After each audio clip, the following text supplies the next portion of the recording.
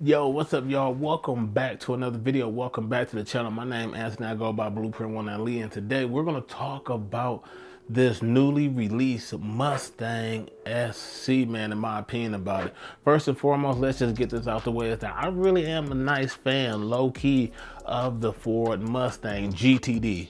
Not the GT, not the Dark Horse, because I feel like the Camaro SS1LE that I own is better than the Dark Horse, and I feel like the Dark Horse is overpriced.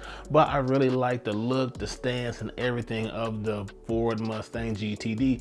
But I feel like it's a huge disappointment, especially as far as the weight, because I look at cars differently than everybody else. I know a lot of people look at cars and they look at like the performance segment, they look at, you know, how it look and everything, but I look at it from a different lens, and I look at the car as far as like the power to weight ratio.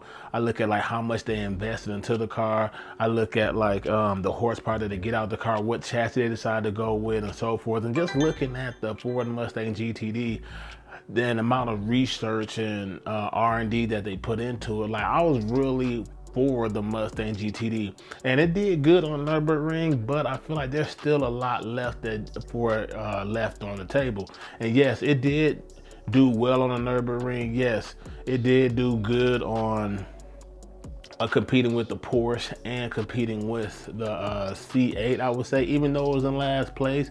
But I feel like there's still a lot that Ford can do, and maybe because there's no Camaro in that to fill that void, because I feel like it's trying to punch above its weight class, but really the Mustang was really just fighting with the Camaro in this case, and it really don't have that competitor anymore. It's just in the world of its own. It's in the class of its own. And just looking at the Mustang, I must say I really like the look of it. But overall, I feel like the Ford Mustang GTD in my book is a let down, man, because just looking at the quarter mile numbers, we're just going to use that out there because, you know, a couple days ago, yesterday I just dropped a video, but a couple days ago, like Chevy just announced that the Corvette just broke the quarter mile record in a production car, going about 8.675, which is crazy. But when you're looking at a supercharged Mustang that's around the same weight, it only did about a 10.6. And when you look at that, like that's a huge letdown. Coming from a production car, I guess you would say in today's time is pretty good, but it's kind of a letdown because, you know, a lot of people like modifying their cars, especially me, like myself, and you know, Camaro SS1LE been out for some time. If you want to compare apples to apples, that's how I'm looking at it. And then just modifying it to like a heads and cam, and just putting just a LT2 intake. We're just going to use OEM parts, but like an aftermarket cam, like a stage one, a little bit better, kind of like how my setup is.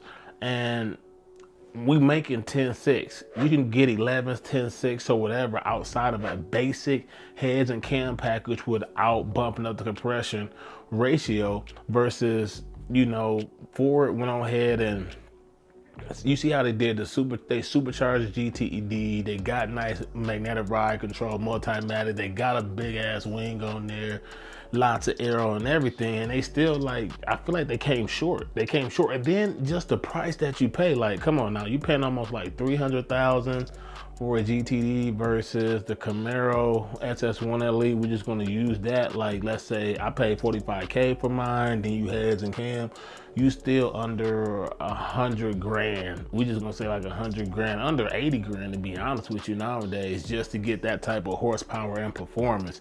So now, as we're leading on, they just announced that on the coattails, I feel like they ride on the coattails of this Chevrolet Corvette breaking the mile. So they said, okay, you know, it's about time for us to announce our Mustang SC. Now, in my opinion, when I first looked at it, I thought the SC would probably stand for like the Shelby Collection or something of that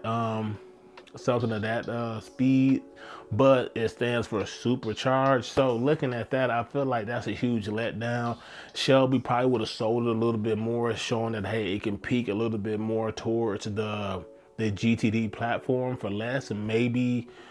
But in this case, I feel like it's going to be 100 horsepower less compared to the GTD. They can't just make this car SC and then just supersede the GTD, especially by how much they put in there.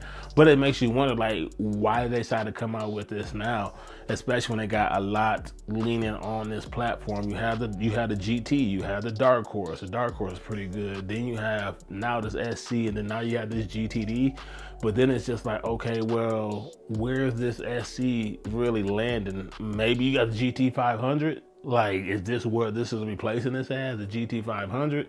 But it's just like kind of weird because you have Whipples, and then you can get you a Whipple put on a Dark Horse, and you can get a warranty from the Ford dealership. So I feel like they just had a limbo here, man, and they don't know what to do at this point. Maybe because they don't have no competitors, and maybe they're waiting for GM to see what they do. Maybe they'll bring the Camaro back, maybe they not, or maybe they're looking at what Dodge doing, because Dodge officially just cut off like their EV. Well, they didn't cut it off, but as far as their EV platform, they just now starting putting a real engine aside the Challenger in their vehicles now. So maybe Ford is just leaning on that a little bit, but who knows? But this is just my opinion on that new Mustang SC, and I feel like, hey, I love the hood that they put on there. I love the lights that they put on there, but do it has its place in the car community? Of course, every car has its place in the car community, but is there like a really fan base, a car enthusiast for it?